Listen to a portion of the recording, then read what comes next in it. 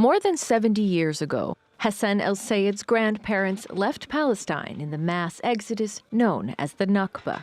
They fled to Syria, moving repeatedly before finally settling at the Yarmouk camp in Damascus.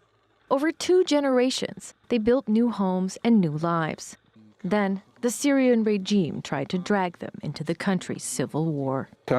We had 2 choices then. Either we fight and support the regime against opposition Syrians or be displaced. We decided to be displaced into the unknown, because if we decided to fight for the regime or for the opposition, we would be fighting our neighbors.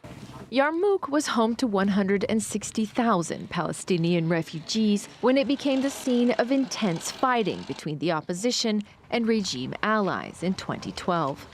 Years of bombings and blockade followed. Rights groups say more than 140,000 Palestinians were displaced from the area. And like Israeli authorities, the Assad regime has made it illegal for them to return and reclaim their land. For Hassan's family, it's like déjà vu. They now live here in the makeshift Azaz camp near Aleppo in northern Syria. Palestinian Amr al-Qudsi co-founded the Displaced Palestinian Association in North Syria to help his people document proof of their losses in case they're ever able to return. We registered the number of Palestinian refugees and tried to collect the documents.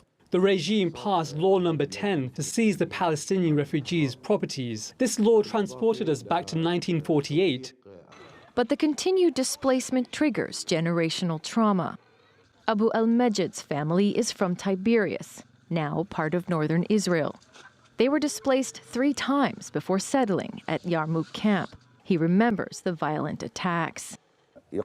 Snipers were positioned to attack people. I lost 2 of my brothers. One had 6 kids. My father and my brother-in-law were killed by the Assad bombing. My nephew, who was newly married, he also lost his life.